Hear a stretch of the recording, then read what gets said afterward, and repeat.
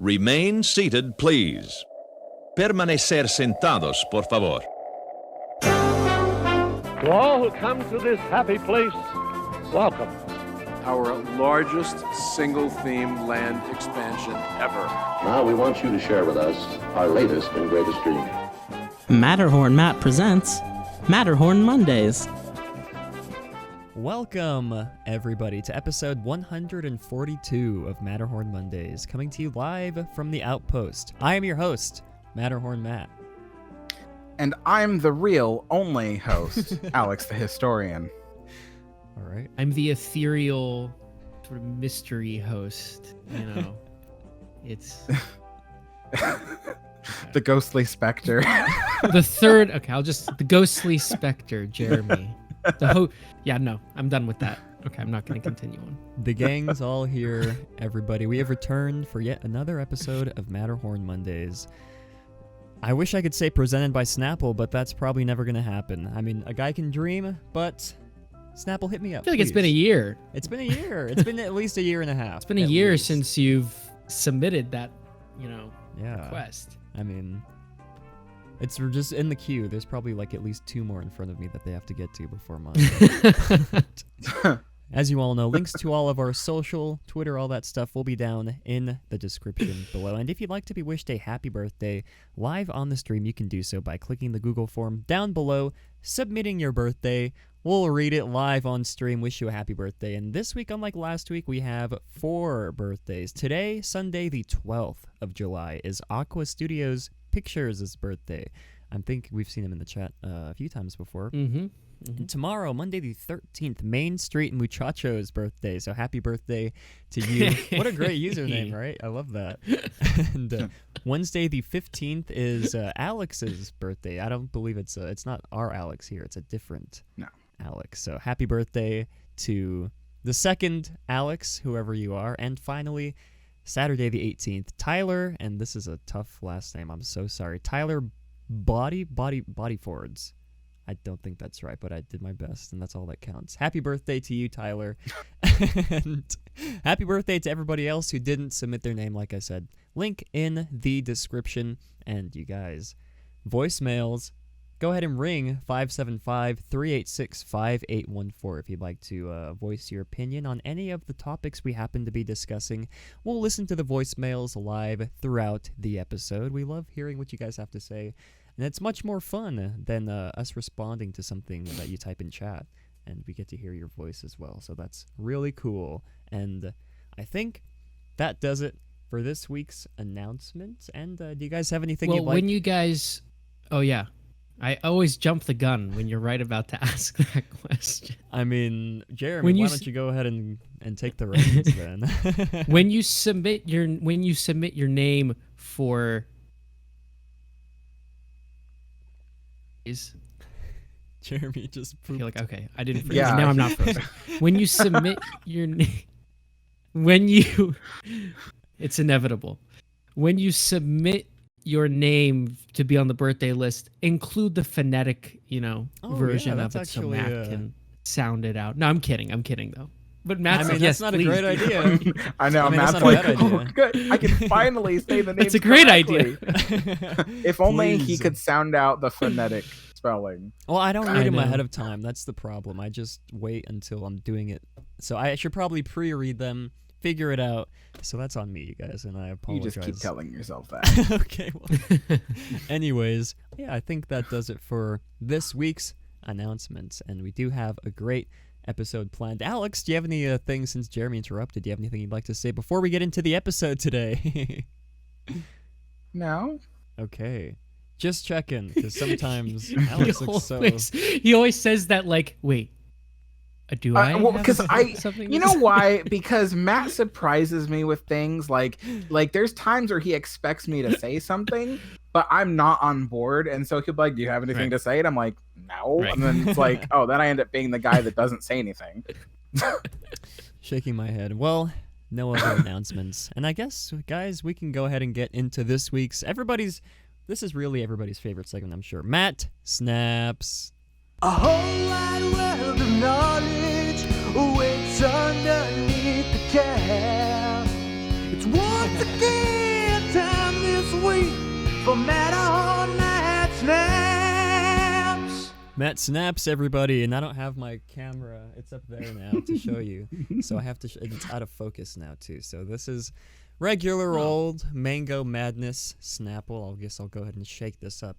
I've heard it's good if you shake drinks before you actually open to drink them, so I'm going to start Depends doing on that. the drink, but I do shake Snapple. Coke, Pepsi, Dr. Pepper, another good one. Let's snap this, you guys. That's a pretty good one. Real fact, 180. I cannot read this. The first VCR was made in 1956 and was the size of a piano. Like a small piano or a big piano. They didn't clarify, so it could be either. So, like, did you have, like, a cassette the size of a keyboard that you just... It's a good one. Alex has been awarded joke of the first 10 minutes of the show, and we'll see who gets crowned joke of the next 10 minutes. But you guys, what am I my mind just went blank for a second. You guys, news from the peak, everybody. Let's do it. We now present to you news from the peak. I don't know what that was all about, but it's time for this week's news from the peak.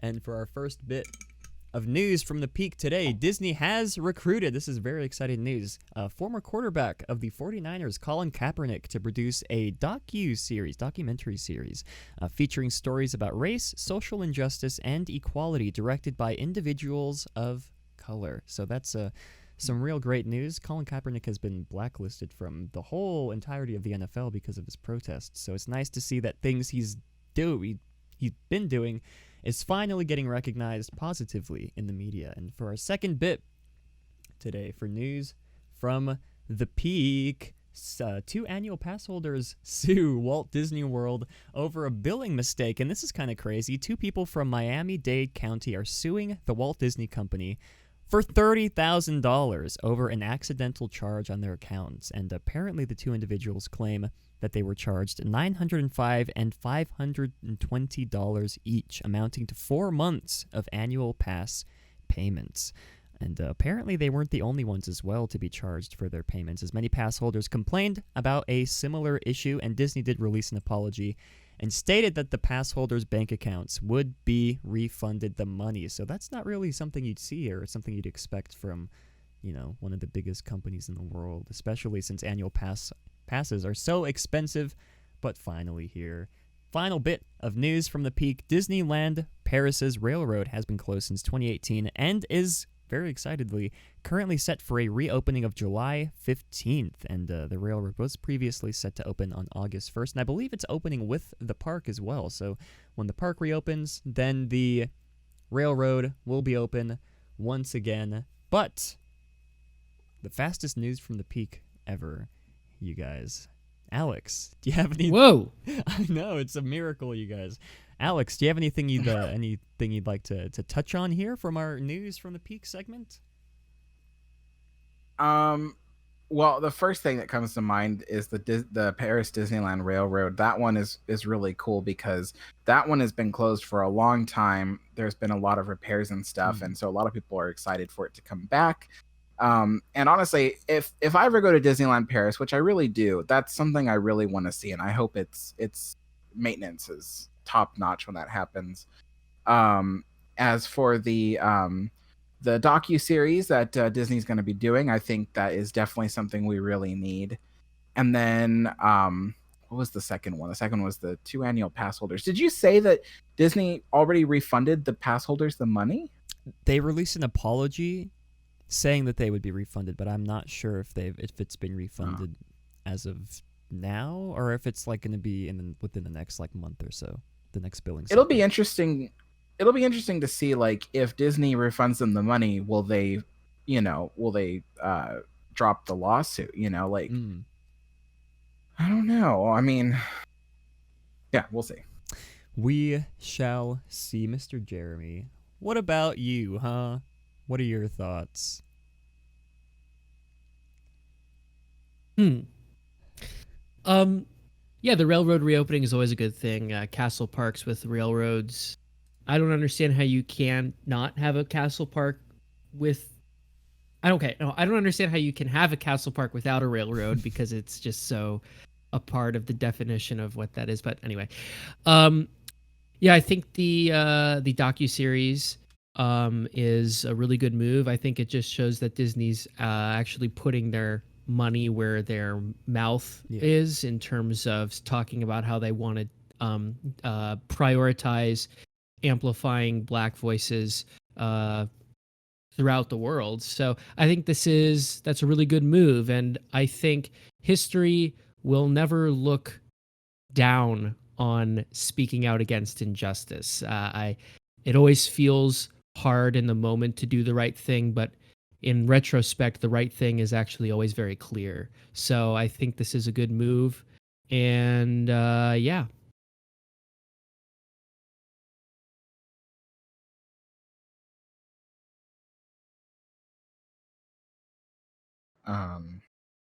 Now I think Matt is muted. He has a problem. Guys. He never knows when to. Oh, I was testing you guys. I was testing. I knew I was muted. I don't even remember muting myself. Yeah, right. I don't even remember. Well, anyways, that does it for this week's news from the peak.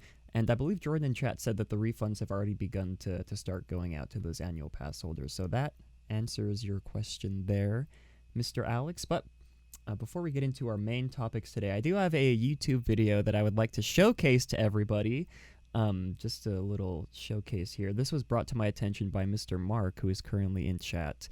And this is what is this? This is a 4K Disneyland Forever fireworks spectacular sort of recording here. And I just wanted to show you guys just very briefly, because this is one of the most highest production firework videos that I've ever seen, and I'm going to link this down in chat for you all today.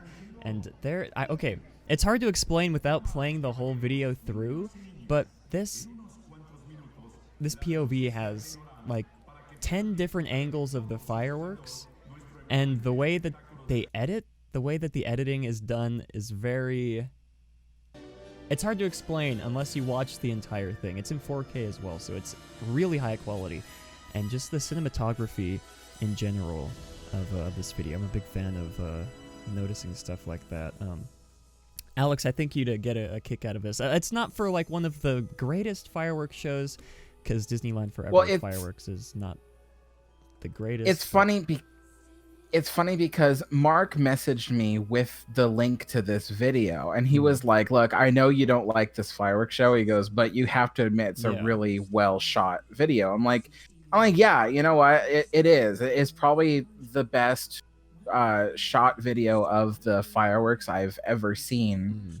I think the only thing next to it is I have a Martin's video of Remember Dreams Come True. But I mean, even then, I don't think it was in the quality that this is. But yeah. But let me just restate, I do not like this fireworks show. Yeah, it's not the best. It would be cool if it was for one of the other ones, but again, you can't really complain when it looks this good. You can watch something that looks this good, and you can experience it arguably better than you can in the parks, I guess, because you're not in a crowd of people, and you get all the different angles too, almost all at once. And I don't know how this guy managed to film this, because the castle is perfectly exposed, but then the fireworks are perfect. They're not overblown. The cinematography is amazing on this. I wouldn't doubt if part of it is that it was shot with high dynamic range. That could be, honestly, but yeah, it looks beautiful. I swear the quality of the video is even better than seeing it with your own eyeballs in the park. It's you know. Yeah, and there was just the different camera angles. There was just my final note here before we move on. There's this one, I think it's only shown twice. This one shot right here of the fireworks with the Astro Orbiter is just amazing. The thought that went behind trying to plan out the different angles for this is just mind-blowing. But that is all I have to say regarding that. I'll link it down below for you guys, because it only has 1,000 views, and this really deserves many more views than that. But yeah, so that is that, and now we can move on to our main topics of the episode. And our first main topic today, everybody, this is a very interesting. Shanghai quietly replaces Fastpass. And then we will, of course, be getting into the COVID rundown with our second topic being Union warns Disney to get the reopening of Walt Disney World right. And finally, this is a very exciting attraction retrospective that we'll be getting into. Kind of a runaway with the votes. You'll see which attraction won at the end of the show, but excuse me. Here we go. First topic, Shanghai Disneyland quietly replaces Fastpass. And again, links to all these articles will be down in the description below. Shanghai Disneyland has quietly removed their free Fastpass option from the park. This change occurred in early June, and the replacement is not new, but one already offered at the park before the Fastpass removal. And the system called Disney Premier Access allows guests to purchase a Fastpass-like option to skip the line at one attraction or a group of attractions. So this is very interesting because I believe the system that they used before was the Max Pass. Or I don't know if they're still using Max Pass, but I remember them.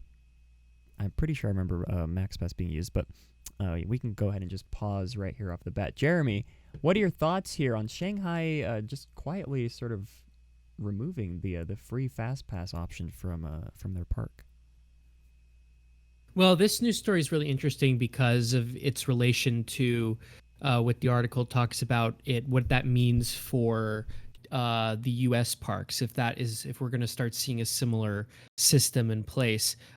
We already know in Disneyland, while you can get a physical fast pass for free with the price of admission, there is the Max Pass in which you have to pay additional per person in your party in order to get digital fast passes. And since they're going to probably be moving forward to more digital things, I think that there is precedent to think that fast passes will be in something you pay into per person in your party. Eventually, I would assume at every single park that uses a fast pass like system. So that's what's interesting to me, is that we see in Shanghai that's actually starting to be implemented as the norm, and we'll see if that carries through for the future of Disney World, which is basically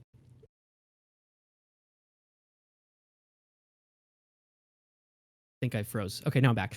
Which is basically only a digital system.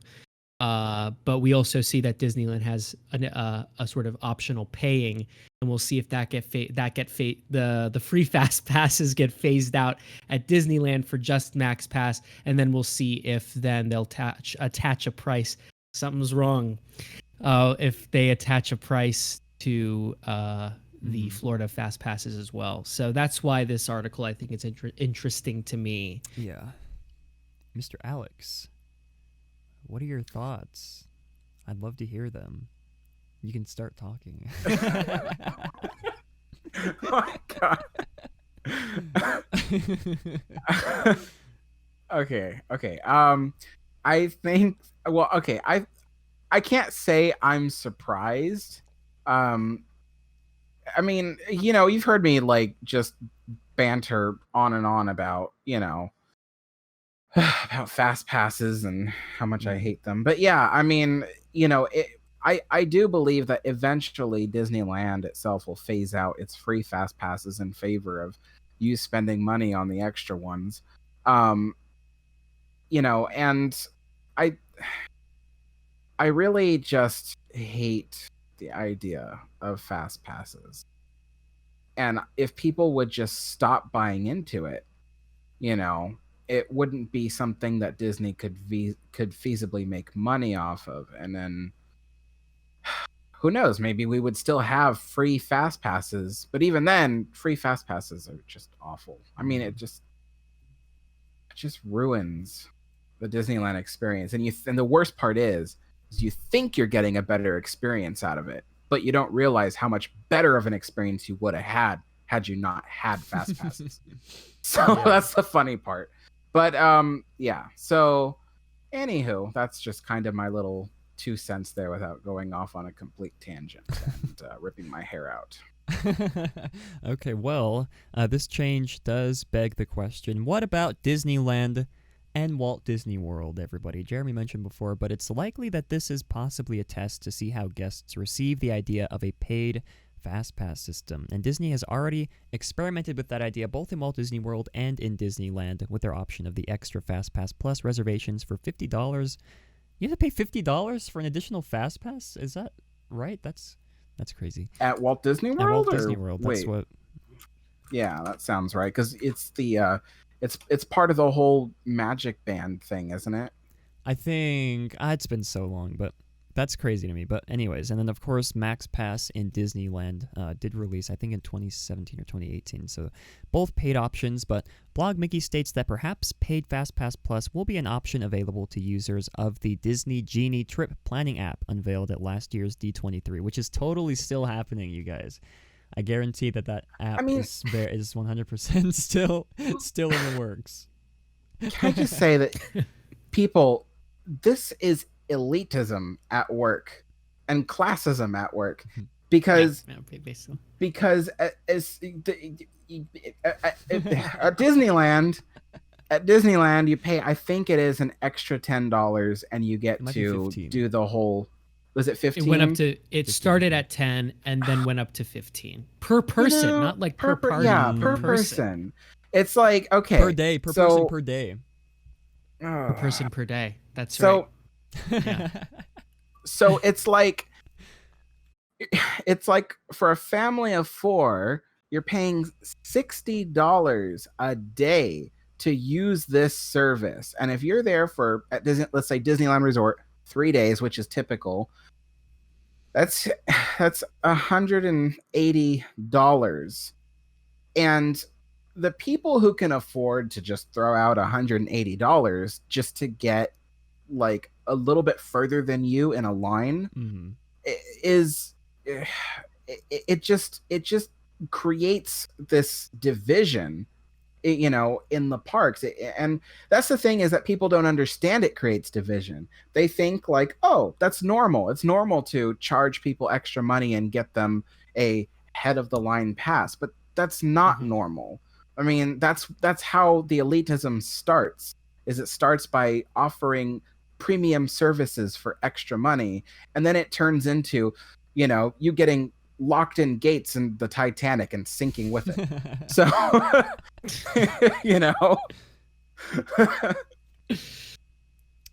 Well, I can't speak much to the big words that Alex has been using throughout the time that he was talking, but big words, you guys. But anyways, continuing on the story here, Fastpass will not be available for a while due to the COVID-19 pandemic. God. Anyways, meaning if there was a time to bring about change to the system, it would be now, everybody. Nothing is set in stone. Fastpass may return in all of its free glory, but it also may go the way of the dodo. So this is, again, an interesting topic, because I believe we've touched on this in the past as well. Alex mentioned the sort of discussions we've had just about Fastpass itself.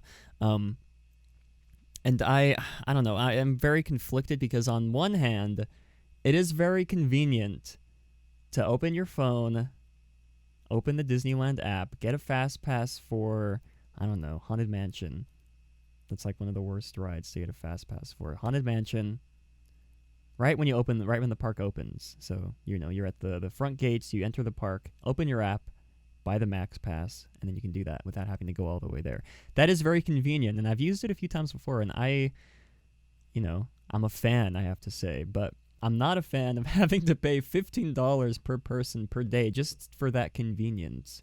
I don't really think it's worth it for really anybody. I mean, what difference does it make to just walk over to, you know, Space Mountain in the morning, get your Fast Pass? I mean, that for me, that was always part of the experience anyways, getting to Disneyland early in the morning, going with my sister to different rides to get Fast Passes before we actually get on anything. And, you know, just for me personally, that was always part of the experience. I feel the same way about the mobile order system for the food. Sure. It's just like, I think I vlogged it the very first time I ever used mobile order.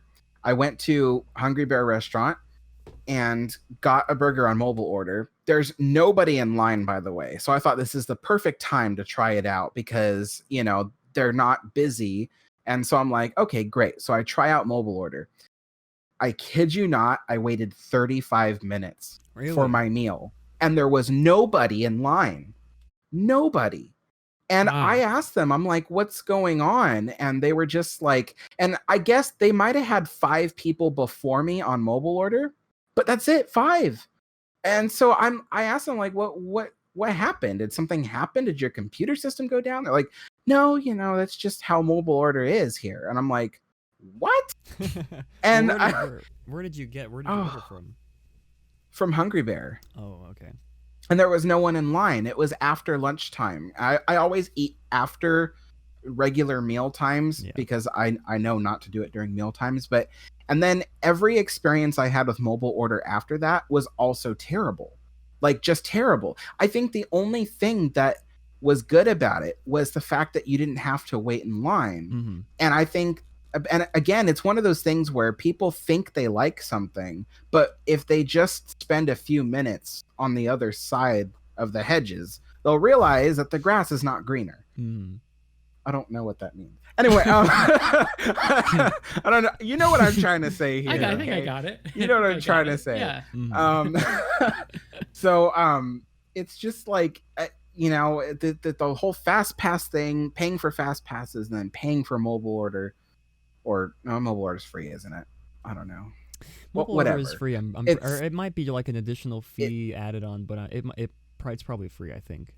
And you know what else? But you can't use your annual pass discount. That's because true. For some reason they can't incorporate it into what is on your, like, what pass you have attached to your mobile order. At least that's what I remember anyway. I don't recall having a problem with that. But oh, really? No, I don't think Bad so. memory. I don't think I had a but yeah, it was just weird. And then I went to what do you call it? Village House, the Red Rose Tavern. Oh, Village Inn, yeah. And that place. Yeah, and I went there, and I remember I was gonna mobile order, but then I saw this line out the door. I'm like, this might be bad. So I go in to see like what the line was for, and the line was for mobile order. The registers were empty. Mm-hmm. And I was like, what? And so I went up to the registers and I just ordered from there, got my food, and left. And people were still waiting in line for mobile order. I was just like, and then I had the opposite one morning because the line, I went in to get my food, and I would say an hour before the switch over to lunchtime. So I was getting my breakfast. I waited in line for an hour to get to the register. And then after I ordered my food, I waited an additional 45 minutes to get my food. And mobile order was just in and out, in and out, in and out. Mm. And I was like, what is going on? And they said, oh, we have to prioritize our kitchen for mobile order. Because you see, when they add mobile order to a restaurant, they do not redo the restaurant to design it to handle separately mobile order and regular. Instead, they combine it all in one and prioritize mobile order. Mm. So it just ruins everyone's experience. I'm sorry, I'm done. Well, that's very interesting because I've always had I think I've only used mobile order to get Dole Whips. I think that's probably the only times I've used that. And I can't honestly, I was trying to remember. I can't remember how the experience went. I like waiting in lines to order food because I like to spend a lot of time looking at the menus to figure out what I want to get because normally the lines are long anyways. But anyways, fast passes, you guys.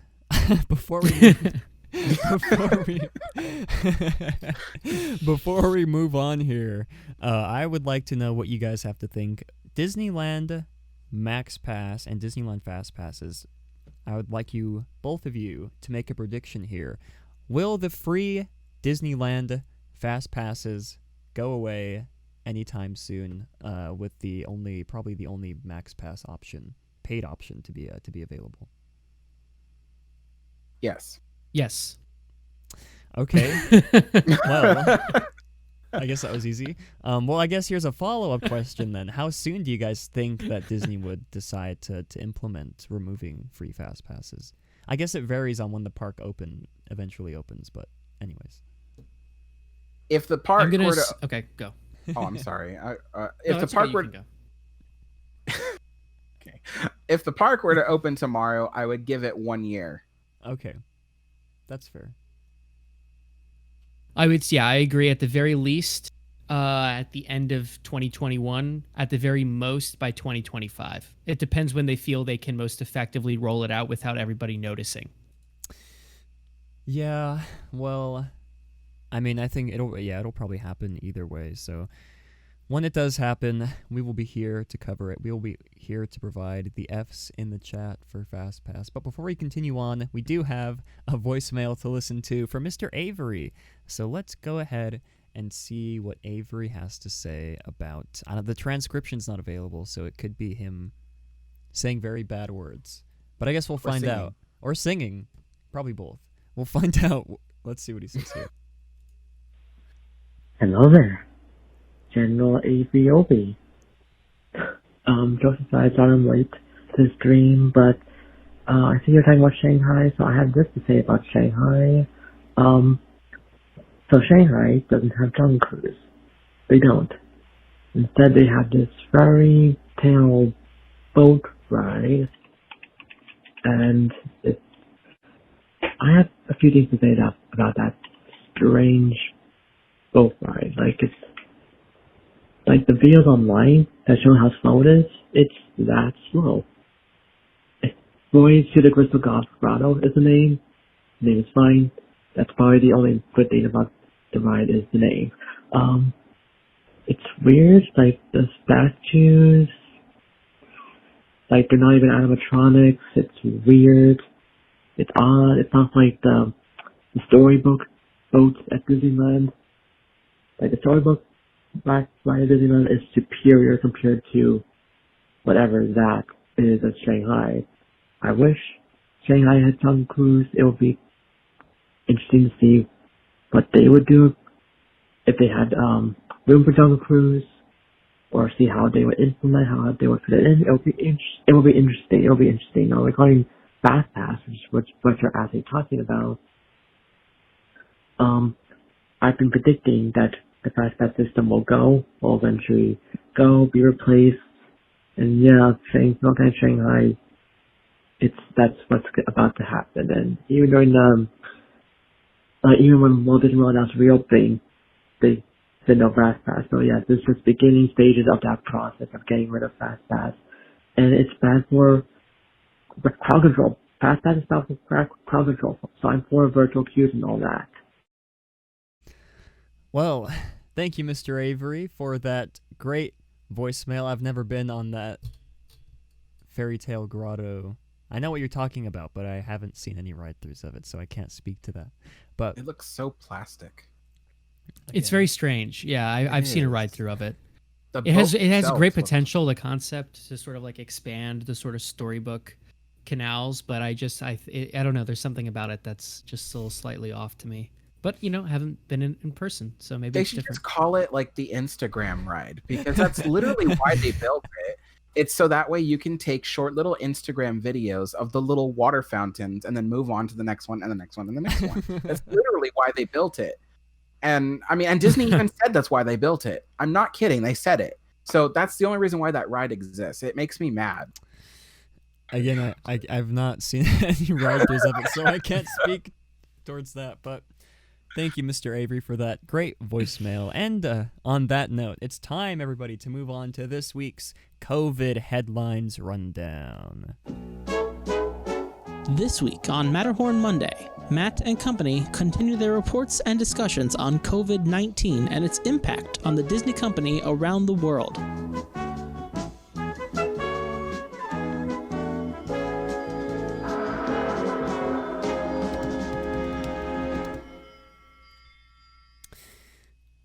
COVID Rundown, everybody. This is the segment where we run down some, I guess, should we still call it COVID? I guess we can still call it that. I don't know, because the parks are opening anyways. But Anyways, this is the segment where we run down some headlines of news articles and then find one that we find particularly interesting and sort of expand on that for our second topic. But for our first headline here, Disney World theme parks debut artificial intelligence security screening process. And links to all these articles will be down in the description below, because this is the segment where we just read the headlines and we don't provide any other context besides the headlines. Disney World theme parks debut artificial intelligence security screening process. That's very interesting. I need to read up on that. Second headline here: Epcot Mexico Pavilion restaurants and bars lay off cast members. That is very sad to hear. Anytime cast members get laid off. But third here, with COVID-19 cases spiking, Governor DeSantis has no concerns about Disney World reopening. So I believe that's the governor of Florida. Am I correct or am I wrong? I could be correct. Yes. Okay. Good job. Thanks. Fourth headline here: Disney Parks Chief Medical Officer releases another health and safety update ahead of official reopenings at Walt Disney World. Fifth headline here: mandatory 2-week quarantine extended an additional 60 days for visitors traveling to Florida from New York tri-state area. So don't go to Florida, I guess. Don't go anywhere. Stay inside. I guess that should just be like a general rule. Just don't go to Florida ever, unless it's like for Walt Disney World. But sixth headline here: full exclusive executive. I don't even know what I'm doing anymore. Full executive Florida Gov Ron DeSantis executive order. What does that headline mean? I'm so confused at that one. Okay, moving on. Oh, that shouldn't be there. That should. I don't know why that was put there. Okay. That was just me referencing the fact that I have the full executive order of in case we wanted to use that as a main topic of discussion. Okay, moving on. Final headline here. I guess nobody read it. Orange County Mayor Jerry Demings fairly comfortable, quote unquote, with Walt Disney World's reopening plan.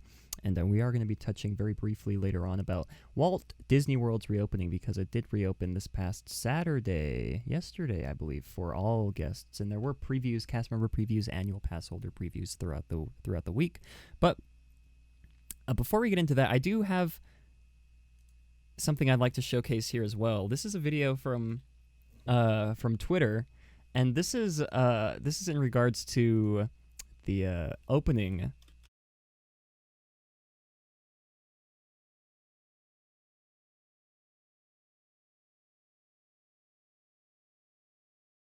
Okay.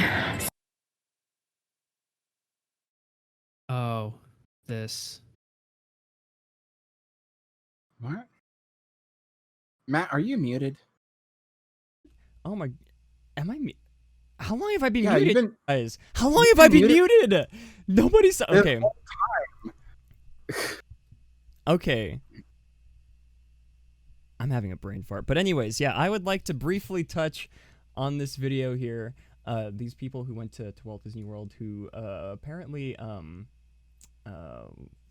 what's the story? They the one girl apparently went to the first aid, who was I think like violently throwing up and stuff, and refused to go to the hospital because of it. And apparently people online were saying that she may or may not have the virus, or it could also be a heat stroke. And I'm going to link this tweet down below for you all to follow up on. I just like to showcase this for everybody, because this is the the Magic Kingdom that people are returning to. But yeah, I'll link that down for everybody. But we do have a second and final topic to get to before we move on to Attraction Retrospective. Did I really mute myself? I honestly don't even remember doing that. Brain fart. But for our final topic here, Union warns Disney to get reopening right, and that is the reopening of the Walt Disney World Resort. Matt Hollis, head of the Service Trades Council Union, union representing 43,000 Walt Disney World cast members, have stated that he is pleased with Disney's measures and plans for reopening their Florida theme parks, specifically contact tracing and 2-week paid sick leave. However, he also warns Disney that they must get this reopening right. And I guess we can sort of use this as a sort of broad topic just in general to discuss Walt Disney World's reopening, because like I said, Magic Kingdom, and I believe it was Animal Kingdom as well, opened on the 15th, with the rest of the parks to follow later on in the month. I can't remember the exact dates, but yeah.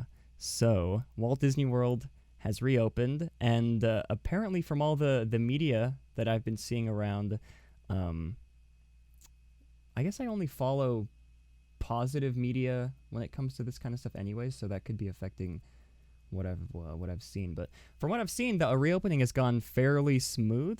From a lot of people, or I guess the park was pretty empty when I tuned into some live streams, watched some YouTube videos about it. But Jeremy, what are your thoughts here on not just this topic that we have at hand, but on Walt Disney World reopening just in general? Yeah, first of all, if I may speak to that Twitter video, I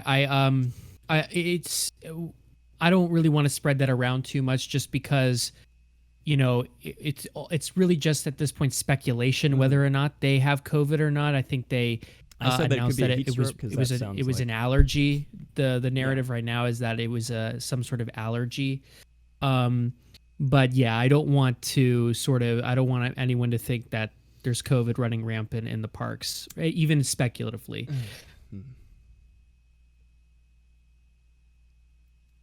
Jeremy died.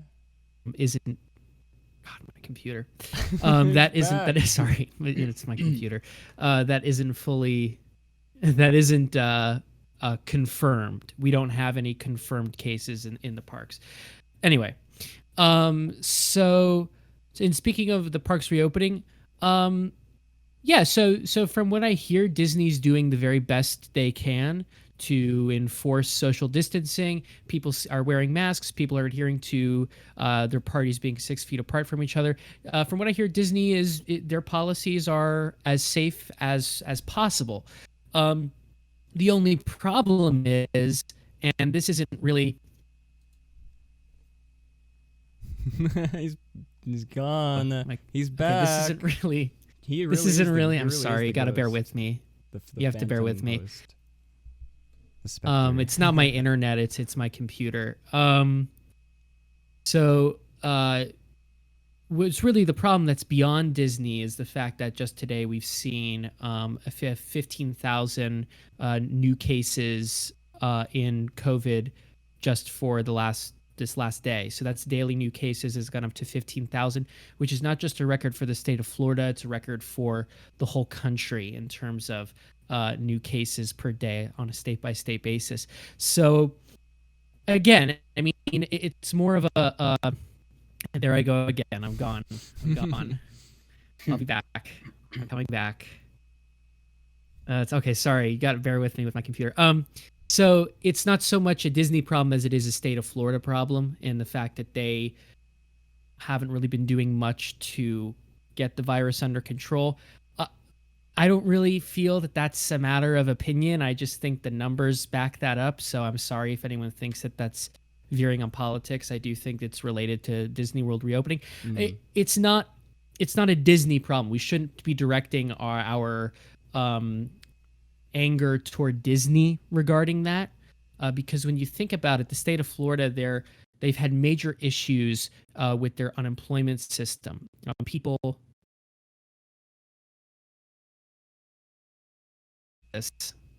My computer is just a nightmare. I have no idea how to fix this. Okay, sorry. I hate your this. webcam looks clear as day, so there's that. Well, hopefully I don't keep going in and out like that. So the state of Florida has issues with people filing unemployment. There's many people who still haven't been able to have their claims approved. Their system, from what I've been reading, different articles, is very much broken. And so, you know, Disney has to reopen because there's no safety blanket at all for workers throughout the state of Florida. So my anger is directed more toward Ron DeSantis and not really being able to even have a system in place for emergencies like this. So Disney's doing the best they can, and let's hope no cases that pop up. let's hope that there are no cases that I don't even know what's being heard and what's not being heard. I should just leave the stream. Well, Jeremy or Alex, sorry. What are your thoughts here on not just the topic here at hand, but possibly something what Jeremy said, or even just Walt Disney World reopening in general, Mr. Alex? You know, I was a cast member for Disneyland. You know, I put 6 years of my life into that, and you know, and the company, as many people want to say so many evil things about it, they really did care a lot about safety. They really did. And everything we did had to do with safety. Now, that being said, you know, if anyone showed up to work, you know, coughing profusely or even vomiting, or maybe, you know, had a high fever, they were sent home, because it was a health thing. They were like, we don't know what you have, and you might just be having some kind of, you know, reaction to something, but nevertheless, our protocol is to send you home. Apparently, it's not the protocol for the guests. Now, I don't know exactly what's going on over there at Walt Disney World. I'm all the way in Portland. But from what I hear, the major YouTubers are reporting that everything is going smoothly. You know, there's a whole bunch of safety measures in place and stuff like that for COVID, and there are. But you see the less popular YouTubers or other Instagrammers and Twitter users. Uh-oh. What happened to the stream? Oh, there it is. That was really weird. All of a sudden the stream just told me it was offline. I was like, what happened? Are you okay? Okay. I think we're good. We should be fine. Yeah. Maybe it's me. Maybe it's my internet. Well, okay, we're still here, so if you want to keep... Okay. Okay. No, I think it was just my computer was freaking out because it's like trying to watch the stream at the same time. But okay, so basically, yeah, but the thing is a lot of other people have been, you know, tweeting pictures and images of things that have been going on its opening day and stuff like that, such as people that were waiting in line at guest relations, not social distancing, and in other areas where guests were not social distancing and cast members weren't stopping them. And so it's just kind of like, well, it's not, I don't know. I guess to just make this really short, they're working hard at trying to keep the place safe, but it's not safe enough to open regardless. I don't think they should have opened Walt Disney World. I think that was very irresponsible of Disney. And I think it's irresponsible of that state to allow them to open. But I'll end it there. Yeah, and I agree. We've been saying the same thing for the past few weeks, ever since the announcement was made that they would be reopening. But I do agree somewhat with Jeremy as well. The people do need the jobs back, and there really is no other way to go about that, really, unless you reopen the parks. And then it's sort of getting into that dilemma of, do we provide these people with, you know, the jobs that they already have to go back to work, to make money for their families? And then, you know, unless we have stimulus checks every week, which is not going to happen. So exactly. So there is another way to go about it, which is the state of Florida actually having a functioning unemployment service that works in state of national emergencies. That's the problem. But because they don't have one that's really functional, it's difficult, is what I'm saying. But no, I put the responsibility on the state of Florida entirely. You know, yeah. Yeah, and we did have some stream technical internet difficulties. We should be back up, everybody. We're back. Did we just miss that whole conversation? Well, we've been recording it nonetheless, so you guys might have missed, who are watching, what we've been talking about. But the GPU couldn't handle. No, I don't know. It was weird. OBS has been acting up. You gotta watch recently. tomorrow. Guys, tune in for the real episode. But yeah, so it is really just a matter of they need to, these cast members need money. They need their jobs back. But again, it is really a hard question to answer, because do you reopen the parks to give these people their jobs back, to help them, live, while also risking the health and safety of, tens of thousands of people that visit the parks? Mm-hmm. And it is really sort of like a moral dilemma question that you have to ask yourself. And I'm not going to be the one to say whether or not Disney made the right call or not, because, parks should not be open. But just going back to what I said before, what would you guys? I don't even know what you guys would do in that situation if you were in Disney's shoes. Say you were Bob Chapek, which I hope to gosh none of us ever become that. Just Bobby, I love you. I'm just kidding. But if you were in their shoes, you were faced with this dilemma: reopen Magic Kingdom, reopen Walt Disney World to help these cast members, or do you keep it closed to help the health and safety of the cast members and the guests as well? So it's complicated if you're working for a government that isn't able to handle the virus and also isn't able to handle taking care of its citizens. What do you do? At the same time, you have the record number of new daily cases in the whole country.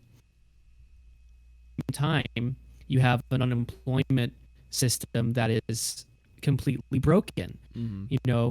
Cast members were having issues, even claiming unemployment to this day, more so than any other state. Florida is one of the slowest responses in terms of people filing for unemployment. It's a national emergency. There is no time to argue the ethics or the, it's not about ideology. It's about, it's personal. Everyone I know is unemployed. It's personal. It's not political. It's not ideological. It's in a global pandemic, in a national emergency. You have to have these systems in place that ensure the well-being of all of our citizens. And so it's hard from Disney's perspective. I think they're seeing it could be more detrimental because the state of Florida does not have these systems set up to reopen, but reopen safely. So it's difficult. But then again, you got those numbers going up. Now, if we start to see it tied to the parks reopening, they may have to close, but we haven't gotten to that point yet. Yeah, and I guess that does sort of, because I don't think we've asked this question yet. If there is concrete evidence that does link a case or cases back to the Disney parks, we haven't seen that happen, at least from what I've seen from Universal, from Is Knott's even open yet? Other theme parks, I haven't heard of any other cases that have been, publicly announced that originated from those parks. But if there is a case in the Magic Kingdom in Epcot, you would have to imagine that the parks would close back down, wouldn't you? I would, and at the very least, I would hope that Alex, you can go. Yeah. Oh, I'm sorry. You were like silent for a while, so I was like, oh, is this okay? It's a delay. Yeah. I don't think. See, here's the weird thing. There have been illnesses that have been spread by Disneyland Resort in California. Yeah. The most recent one was is it measles? Or no, chickenpox? I forget. It starts with an L. But I forget what it is now. But a guest traveling from India into Disneyland Resort had somehow spread it, and it just went everywhere. And I think like 16 different cases were reported. Thankfully, they Was it Legionnaires? Yeah, that sounds like it. Legionnaires. But I think then my story is different because I think the Legionnaires one came from the spray nozzles that spray water on you in Tomorrowland. So then that one was different. But yeah, Legionnaire's disease, that one was also spreading at Disneyland as well. In neither of those cases did Disney close the park, even though that's where a lot of the cases were coming from. That's where the only cases were coming from, was Disneyland Resort. And then, I don't. While Disney does try to take safety precautions, they did end up shutting down the water spray nozzles that were spreading Legionnaire's disease. They certainly cannot be trusted to make moral decisions on the part of the society as a greater good, because they run their company for profit. And number one, they must make profit. It's funny because if Florida had said we're not allowing Walt Disney World to open, Disney would have kept producing videos saying, for your safety, we are not staying open. But, you can see that when Florida says, hey, we really want people to start working again, we really want people to have money again, let's let theme parks open. Disney is like, for your safety, we are keeping everything clean and spick and span, and now we're open. And it's like, no, this will lead to Walt Disney World becoming the new epicenter. We don't know yet because it's still so soon. But I mean, it's just, it's one of those things where the scientists will be able to predict it. They will be able to say, you know what? Hey, all these people are going into a very crowded area all in one place. And yeah, I mean, granted, there's less people allowed in each theme park for now, but it's still a lot of people. And they're still in a very small amount of space. It's just not... Well, here's another question that I'd like to propose to Alex. As a former cast member, if Disney called you back from furlough to work at, say, Disneyland tomorrow, would you go back to work? To answer the question, no, I would not go back to work. And that is saying something, because let's just say back when I worked at Disney, I really needed that job. I really did. But I would not have done it because I don't... It's a matter of what is morally right. Mm-hmm. I wouldn't want to be another person who spread death to others. So that's just me. But to say that it would have been a hard decision, oh yeah. Because, I, as a cast member, I loved working for Disney. I loved it so much. And even right now, like, if I were still living in Orange County and Disneyland suddenly opened in the midst of this pandemic, would I want to go and visit? Of course I'd want to go and visit. Would I? No, not at all. Because I truly believe that if you live in a society, which we all do, you are required to do your part. I have friends and family who are currently sick with COVID-19, and they would not be sick if it wasn't for the people around them who are still going out and doing everyday things. I'm not kidding. My family members who have gotten sick have told me who got them sick, and it was people they knew that they unfortunately had to come in contact with that were going out and just, oh, well, I'm just going to live my life. Yeah. And it's like, well, you living your life just got my family sick, and we're worried about them. Mm-hmm. And so it's like, yeah, you can look at it like, well, I want to go to Disney World and it's my personal choice to go there. Yeah, you can look at it like that, but your personal choice will affect the people around you and the lives of innocent people. So, yeah. Well, where does that leave us now? Walt Disney World is open, Magic Kingdom's open, and people are going. Cast members are returning to work.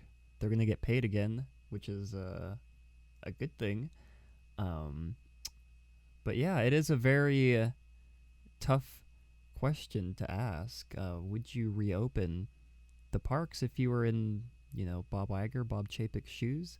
I feel like at this point, as much as you don't want to, you have to open them. Not just for the profits of the company, but, for the lives of all the cast members. And you can even throw out there for the happiness of the guests as well, who have been cooped up all this time, who need to go to their escape. But then again, that's just going back to the same problem. You should just be staying home either way. Disney World should be empty right now, even though it's open, but it's not. And that's just how it is.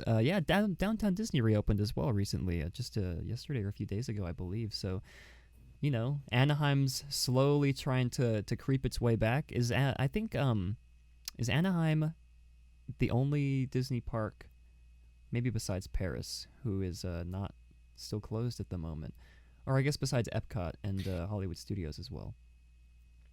Who have in terms of not having immediate plans to reopen, they're the only ones. And again, it's because the state of California, again, I want to emphasize, I think the parks in Florida have to reopen because the state government is just unwilling to do pretty much anything to protect the people, both.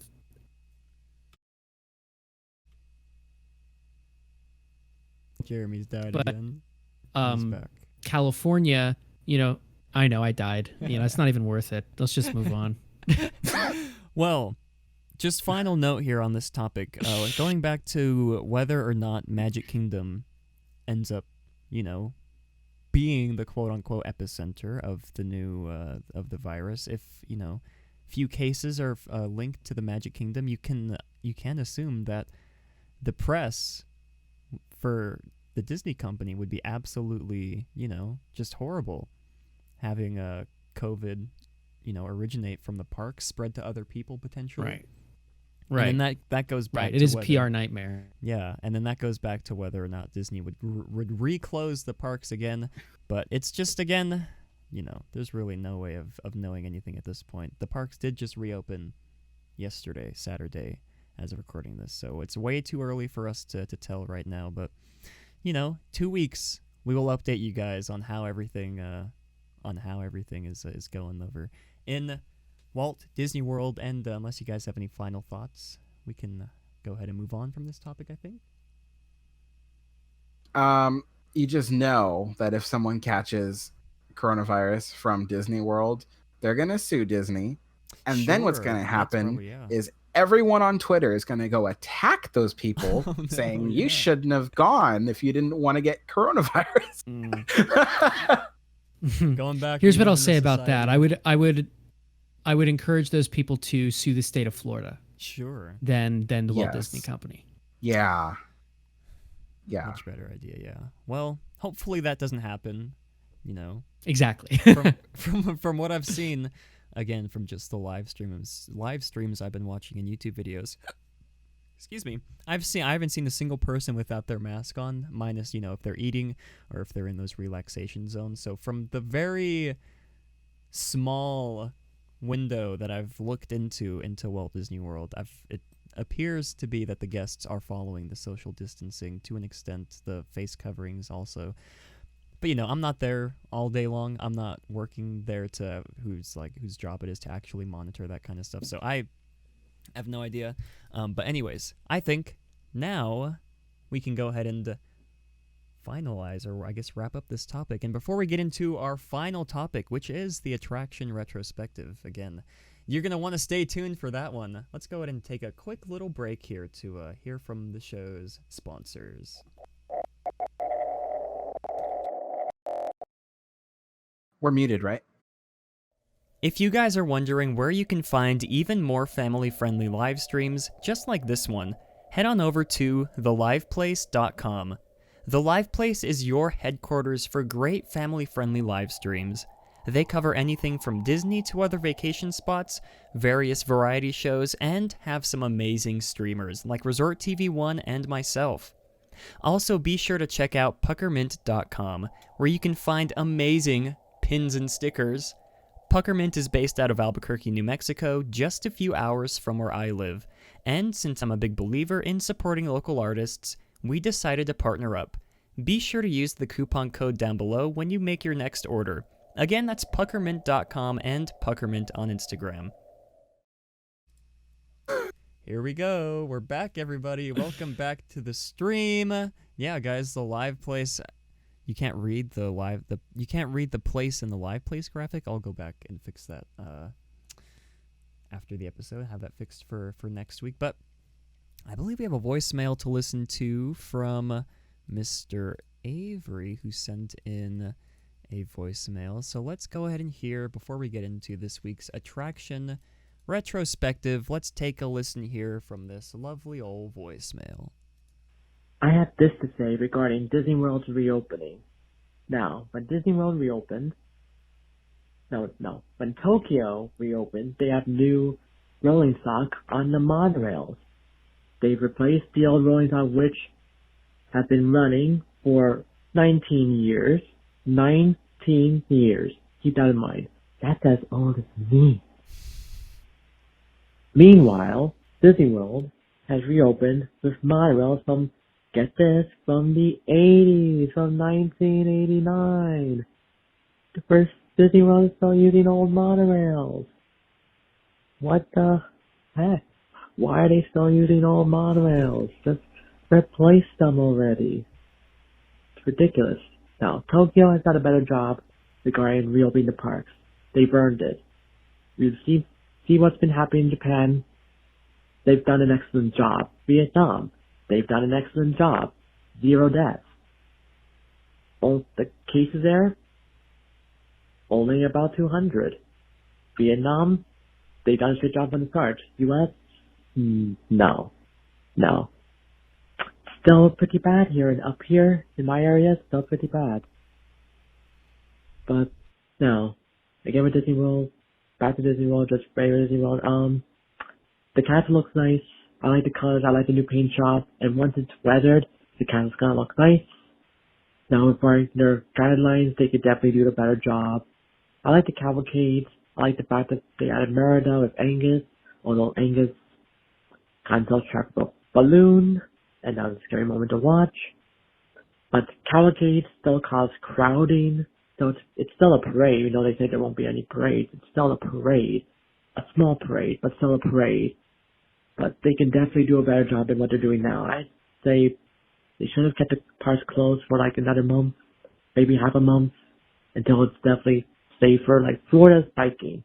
You do not want to be down there right now. Well, thank you, Mr. Avery, for that great voicemail today. And yeah, that we didn't even touch on the new paint job for the castle from the Magic Kingdom. I completely forgot until Avery, until he mentioned that. And I guess we can just sort of, I think it looks all right. I agree, it'll look fine it'll look better once it's weathered a little bit. But that's my 2 cents regarding that. And I guess we can continue on from that because we forgot to talk about that before. But Attraction Retrospective, everybody. I'm sure you're not going to be surprised on which ride won today. It was pretty much a landslide vote. The Haunted Mansion has won our Attraction Retrospective. Let's see here. Haunted Mansion won with 49.2% of the votes, with great moments with Mr. Lincoln trailing behind, and the monorail was sort of closer to great moments with Mr. Lincoln as well. So, yeah, guys, Haunted Mansion, it's finally happening. I didn't want to do this attraction until we had Alex back on the show, because Alex is the world's biggest Haunted Mansion fan. Isn't that true, Alex? You told that to me before. Have you not? Have you? I mean, I say so many things. Well, let's just say that Alex did tell me that he is the world's biggest Haunted Mansion fan, and I'm very excited to get into this discussion with all three of us today. And yeah, Haunted Mansion, a Disneyland classic, which has many different incarnations throughout the entirety of the Disney parks around the world. But we're going to be focusing today on the original. Some say it's not the best, some say it is the best version. To each their own. To each Jeremy cut out right as he said that, so I have no idea if he said yes or no. I didn't. I was mouthing something. I wasn't. Okay. I didn't say anything out loud. All you lip said it's the readers in best. chat can go ahead and figure out. But yeah, opened August 9th of 1969. And let's just go ahead and get this this discussion started here. And we can start with Mr. Alex, the historian today. As the biggest Haunted Mansion fan there is, what is it about this ride that makes it so special to you? And maybe not just to you, but to the guests as well who ride it. Well, I think what makes it so special is the Haunted Mansion here at Disneyland. It's different from the rest. I like, well, actually, a lot of rides at Disneyland are a lot like this. I like to tell people that they feel like an arts and crafts project at Disneyland. A lot of the rides at Disneyland feel that way. Because like the Haunted Mansion at Disneyland was the first one ever built. They were testing out a lot of different technologies for it. It didn't always look so good at first. It's not as polished as other parks, because in other parks they had more time and more money to really, well, I guess polish up their work. But when you look around at rides like the Haunted Mansion, it really feels like something that was handmade, as opposed to like when you look at Phantom Manor, which looks very much like manufactured out of the Disney machine. And so now I know a lot of people are like, but I love Phantom Manor, and it's that's fine. Okay, I'll let you have that.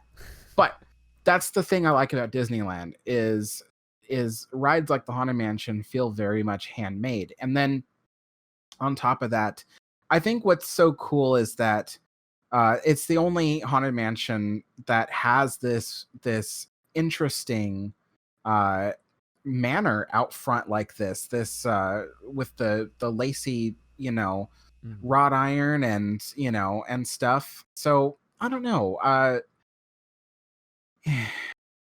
I'm trying to think of something else that makes it feel really special to me besides my memories. I mean, obviously, I grew up riding this particular attraction, and yeah, I think that's all I can think of off the top of my head.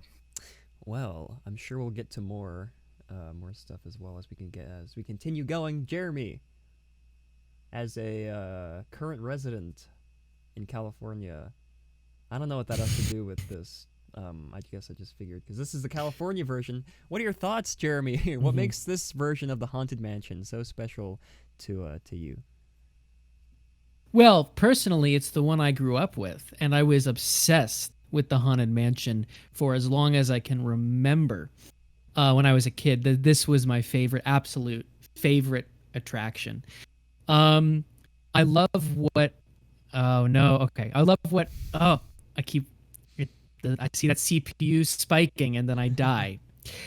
So I love what Alex said, how it feels like an arts and crafts project, and I think that's one of the unique things about these Disneyland attractions that the first generation Imagineers designed, is because it's really the combination of different and unique artistic voices. You can go on, and if you know these artists, you can easily identify this is uniquely Mark Davis, this is uniquely Claude Coates, this is uniquely Rolly Crump. And I think it's the combination, the collaboration of all of those voices.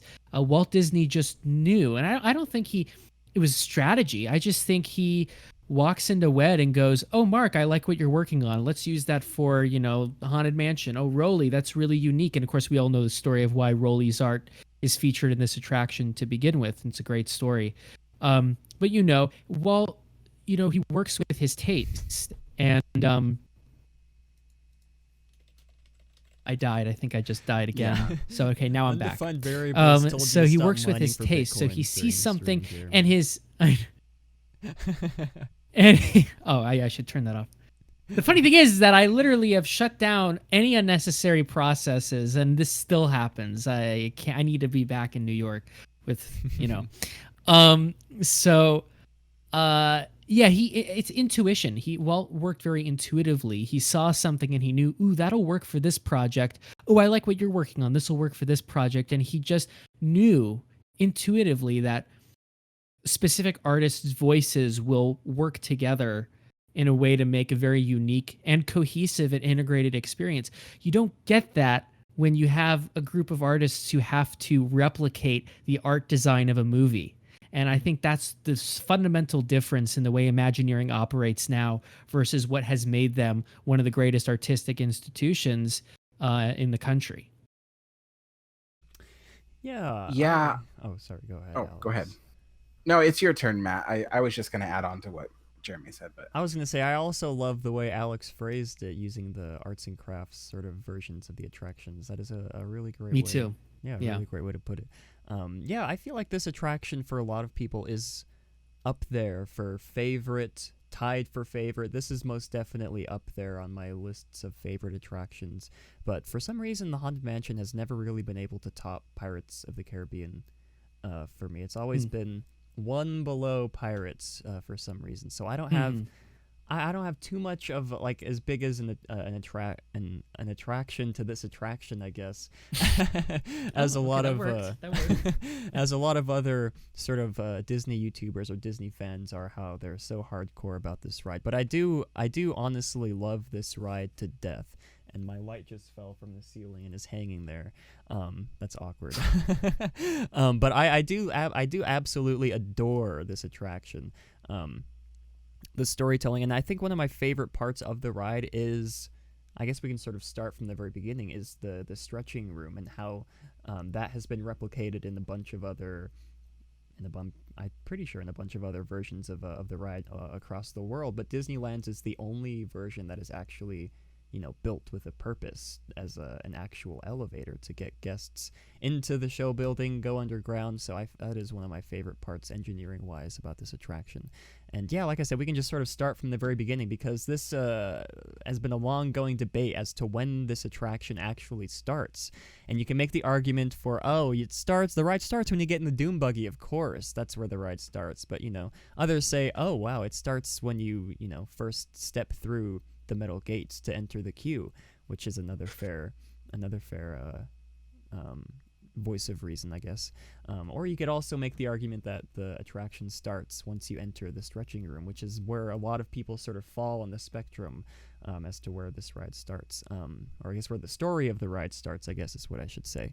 But Alex, as the world's biggest Haunted Mansion fan, I don't know why he's always been talking to me about Haunted Mansion in the past. I guess I just associated the two. But what are your thoughts here about the attraction, not necessarily starting when you enter the Doom Buggy, but, starting in the stretching room itself, how the stretching room fits into the story of the attraction itself, and helps, I guess, tease the park goers as to what is to come. It's interesting how it all started. I mean, because we all know Disney for its attraction pre-shows, which is, for those who don't know, the part of the attraction where you're waiting in a queue, but things are happening around you that pertain to the attraction. Like for Walt Disney's Enchanted Tiki Room, you got all the tiki gods that animate and stuff. And so Haunted Mansion was one of the first attractions to have a pre-show at Disneyland. And what's interesting though is that the pre-show came out of necessity. And I don't just mean because you have to go down an elevator to get underneath the Disneyland railroad tracks. I don't mean that at all. I mean that that basically this attraction was originally meant to be a walkthrough attraction. But most of the exhibits and things were going to be, like the better exhibits were going to be in a larger show building outside the park's boundary, even though the attraction started within the park's boundary. And so the first thing you were going to see was, this stretching room, and it would take you down, and then you would see all the other like little sceneries and setups and things. But when they decided to turn it into a ride, they were kind of like, okay, well, we still have this mansion out front that we already built. We have two elevators or elevator shafts that are already there. And then we have this basement that leads underneath the tracks. That's already there. So we still have to keep up with the pre-show idea because it's already there. And so I think that's really cool. It's something where it's like they could have just demolished what they had and built stairs that go over the railroad tracks or under the railroad tracks, but they decided let's keep with the pre-show. And so yeah, I really like that. And yes, it is the world's largest elevator, holding 90 people only on the way down, 18 up. And it takes you 18 feet below the level you start. I cannot even imagine how lame this ride would be if it started with stairs instead of the stretching room. You have to walk down stairs to go into the train tracks. That would definitely not be as exciting. That's how you would have had to do it on Pirates, the Pirates walkthrough. You would have had to walk stairs all the way down. Well, as for all of our out of fit, athletic viewers, thank you, Disney, for no stairs. But Jeremy, moving on to you with the stretching room. Mm-hmm. Right. So I think the question was, where do you think it starts? Is that what you're saying? Yeah. Yes. Please. When I unfreeze, I'll come back. Okay, I'm back. I heard you. You said yes. Okay. So this is purely philosophical, and I say this whenever I'm asked this question. I think it applies more so for other attractions, for some attractions than other. I think this is one of them. I say the ride starts when you make the decision to go on it, because the anticipation begins, even if you're all the way in Tomorrowland, the anticipation of it begins when you walk across Main Street, when you walk through Frontierland, you go through that transition to New Orleans Square, and then there's that old mansion and those gates. So the experience in some ways has already begun, and that's the whole function of theming and the idea of having icons. Alex, you don't disagree with me. I know you don't disagree with me. He's making that face where he's like, you don't disagree with me. I do. No, it's true. It's true. That's the whole. Okay, when I unfreeze. Freezes can't make a sound argument. Okay, I'm back. Okay, I'm sort of back. No, as I prefaced that's solely philosophical, but it totally ties into the principles behind theme park design that John Hench talks about in his book. It's the whole point of having weenies. I hate that using that word. To begin with, the ride experience begins when you go, I want to go over there. And you do, and you're drawn to it, and you go in and you experience it. So for me, any ride experience begins with a decision to go on it, because it's a part of getting in the mindset to go on something. Again, as I said, it applies more so to some attractions than to others, but I do think when you have a structure like that mansion there, it absolutely begins, at least when you see it and you're curious, and your curiosity drives you toward it. The gears are turning. Alex, what do you have to say to that? I can tell you're itching to say something. Because that is I don't even know the words for what I want to say. Like that's just like saying like, oh, the Disneyland experience begins in your bed. It's like you made the decision to go to the park. You're already there. It's like, I don't know. I'm like, what? No. I think I know what he's getting at. It's purely psychological. You get really amped up for it, and you get really, but I've always been the person who feels like the attraction starts with, physically being there. If I were to make a close enough assessment to that, I would say that as soon as you walk through those front gates, you're in the Haunted Mansion. That's fair. Two very valid points. Valid arguments. Each to their own, I guess, is how the saying goes. But yeah, I've always been. My point is that the ride is integrated into the park experience, and no, you don't wake up and you're at Disneyland. But if you're in New Orleans Square, the ride is integrated into that land. You get curious about that mansion. Yeah, the ride experience has begun. Anyway, we can move on. Well, And I got John Hench's book right here to back me up if you want me and to you flip through guys the wonder pages. why I asked if we were muted earlier. I have things to say. Well, where do we continue on from the stretching room? I guess the attraction itself, the Haunted Mansion attraction experience itself. You enter the Doom Buggy, you go up, and then you see the night, and then you see the floating candles. I guess we can sort of, I don't know. I guess, would it be a weird question to ask what your guys' favorite, like, quote unquote effect is in the ride? Is that a weird question to ask? I feel like that'd be. No, I don't think so. Okay, well we can sort of sit on that for a little bit, so you guys have time to sort of think of something, but I don't really know where to move on. So I don't really know where to go besides that. So I hope you guys have your answers. Totally unprepared. Because I'm asking the question right here, right now. What is your guys' favorite? I don't know if I've ever really thought about it. So. Yeah, it is kind of. I'll answer question. first. Yeah. I'll give Jeremy a little bit more time. My favorite effect in the Haunted Mansion is actually not that amazing. You're probably gonna look at me and go, Alex, come on. But my favorite effect, and I actually said it on a vlog once, but in the attic scene of the Haunted Mansion, there is a ghost playing a piano. He's playing the wedding march. And that is my favorite effect because of the way it's set up. It's like it's just tucked into a corner where you probably wouldn't even notice it behind all of the junk just laying around and stuff. And then you see this old piano with the ivory keys just kind of, indenting in. As you can see, a ghost is hitting the keys and the keys indent in. And then the ghost is like timed to it.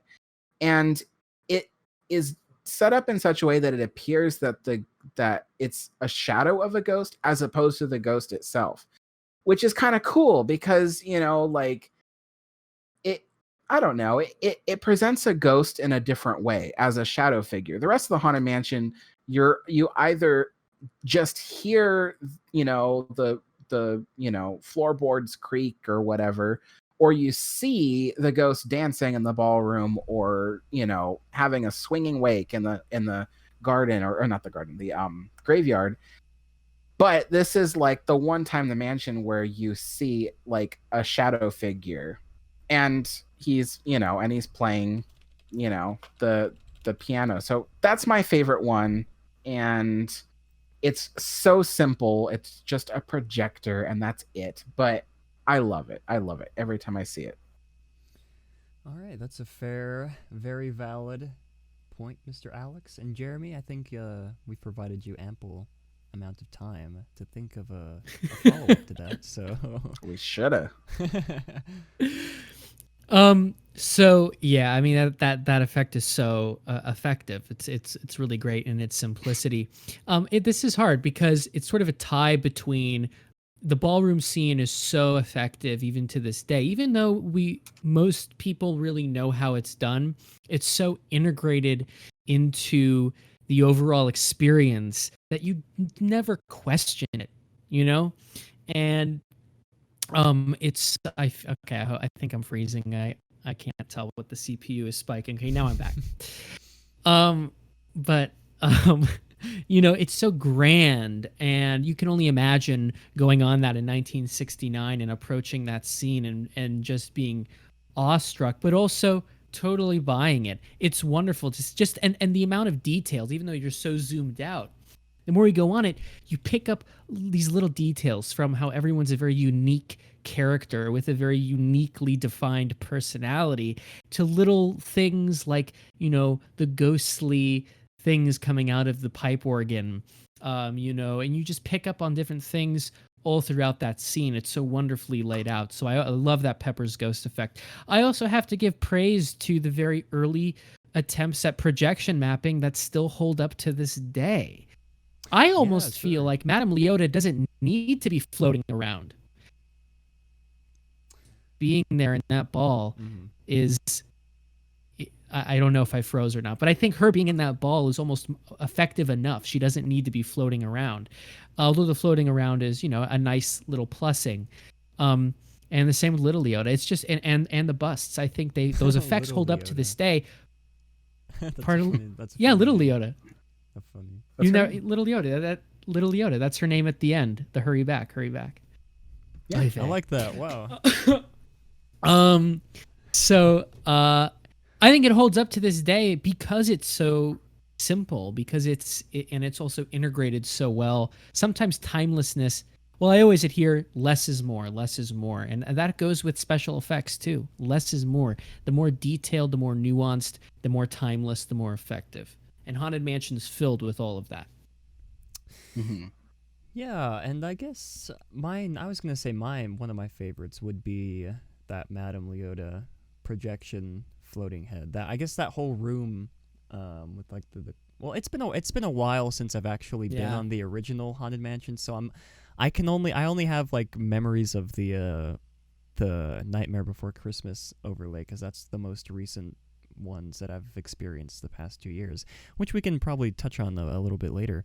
But yeah, I love that whole room as well, with the Madame Leota floating around with the cards. I don't know if the cards are in the original version. It's been a while, but yeah, that would probably the cards are only for the holidays. It's like the furniture. Oh, that's right, with the furniture. That's around the room. That's right. Yeah. Well, that is my favorite effect, favorite scene in the attraction. But I guess we can sort of use that maybe as a segue before we wrap up here, to talk about the overlay, the Nightmare Before Christmas overlay, which we've talked about, I'm sure, before on the show before. But we've never talked about it in the context of Attraction Retrospective. Now, I, for one, and we can sort of, I guess, make this brief because we've said it before, but I, for one, am all for not having an overlay for the Haunted Mansion during the holidays, or at the very least, having it only during Halloween or only during Christmas, not during both. And I guess that's my thoughts on that. And we can, Jeremy, briefly, what are your thoughts on the Haunted Mansion holiday overlay before we move on here? Oh, I think my CPU just spiked. Okay, wait, no, it's still spiked. And it's still spiking. Okay, now I'm back. Now it's at a good place. I hate this. Okay, so now I'm back. I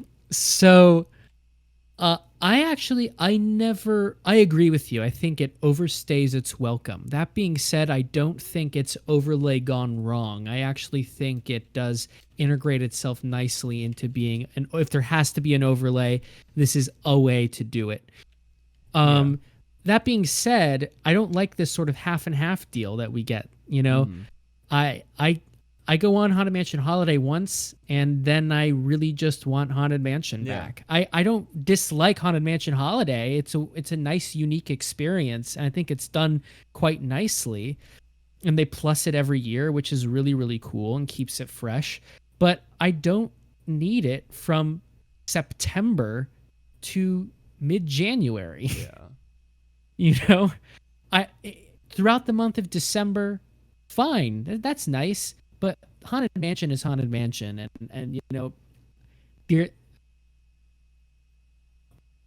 there becomes a point where I just, you know, I'm over it. Mm-hmm. Yeah, I'm the same. I haven't been on the original in like 3 years, because the only times I've been able to go was during Christmas time, so that's the only version that you know, I can ride. But Alex, what about you, huh? What are your thoughts on Mr. Jack Skellington taking over the Haunted Mansion during the holidays? You know, I do like the Haunted Mansion holiday. Yeah. And I agree with Jeremy. It overstays its welcome. It should not be there for 5 months out of the year. That is just ridiculous. You know, and I mean, but it is cool because it's like, you know, it's the one time you get to see Jack Skellington, you know, and then of course it allows the Haunted Mansion to really integrate itself into the holiday time at Disneyland. and frankly, I mean, if they stopped doing Haunted Mansion Holiday during Christmas time, I think I would be a little bit bummed, because that is an appropriate time to have it. I mean, as it originally was designed only for Christmas time. I think the first time they ever debuted it, debuted in early November and then left in late January. And then it became so popular that now they just have it like half the year, like they currently do, kind of. And so it's just like that's the part that sucks. But I mean, if they just went back to having it to only Christmas time, that would be cool. That's great. And the whole reason why it's even there for Christmas time is because, people don't want to see a spooky haunted house during Santa time. It just doesn't make sense. So they needed a way to bring people in and have it associated with Christmas. Weirdo. But yeah. I mean, totally. It's a great and then I think my favorite tradition of it is going in and every year seeing a completely different gingerbread house. I love that. I got to see them make the gingerbread house when I worked for Disney. That was pretty cool. Bragging rights Alex has. Did you get to taste it? Definitely. No, I did. At the time I worked in the foods department. I was touring through the they call it Central Bakery, and they were putting together the big pieces that go into it. They don't assemble it entirely at the bakery. They assemble pieces of it, but then when it goes into the mansion itself, that's when they assemble it all together, just because they need to fit it through the doors and stuff. And then they glue it all together with their icing, and sometimes like it's built with wood, so they'll just screw the pieces in if they need to. But yeah, it's cool. Yeah, well, someone asked in chat, does Haunted Mansion Holiday belong in Halloween time or Christmas time? And I believe I have an answer to that. And my answer is to go back to the one episode that we did where we ran a poll for all of you to vote. And I think it was, I can't remember, I should be able to remember what the outcome was. I think it was Christmas time, wasn't it? It was, or was it Halloween time? It was a controversial, I think, vote from what you guys ended up, or whoever voted ended up interesting voting for the majority. But I mean, for me, it's like Haunted Mansion works in Halloween. It doesn't need Jack Skellington. And I understand the movie takes place between these two holidays. It's this, collision between the two, but I consider it a Christmas attraction. Maybe that's just because I grew up with it when it solely was one, but to me, there's not an inch of Halloween in Haunted Mansion Holiday. No, yeah, I agree. It's just like, it should be only Christmas time. And the Haunted Mansion is perfect for Halloween. Like, the regular Haunted Mansion is perfect for Halloween. Like, it's scary. It's what people want during Halloween time. But I don't know. Maybe I have a theory. Maybe partly the reason why they do Haunted Mansion Holiday during Halloween time is because people who are new to the park might think that Haunted Mansion for some reason would be extra scary during Halloween time, and they don't want to put their kids on it. I don't know.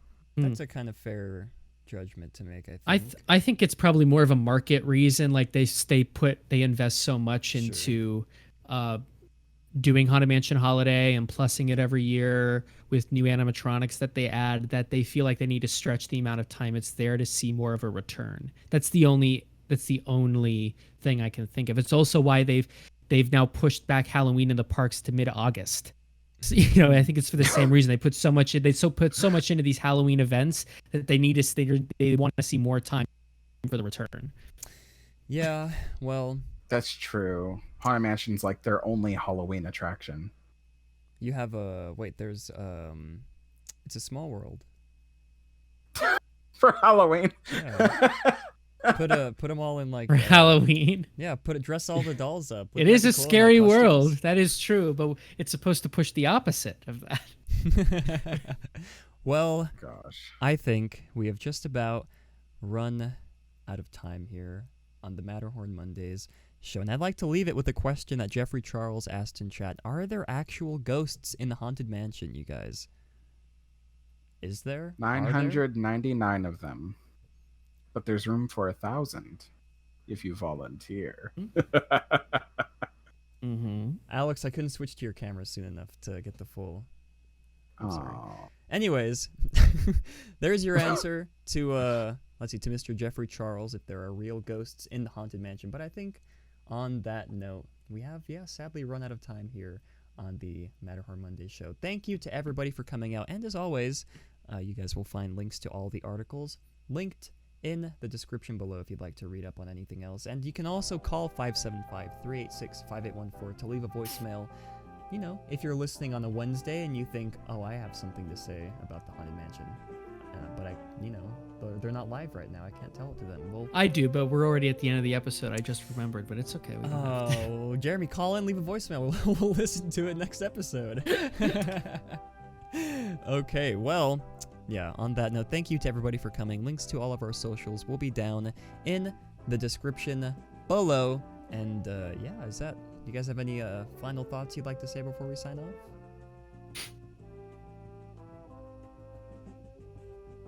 The silence means no, I've come to learn. So, Jeremy looks like he's gonna say something, but we're gonna end it anyways. So thank you for coming to today's episode, and as always, have a great, big, beautiful tomorrow.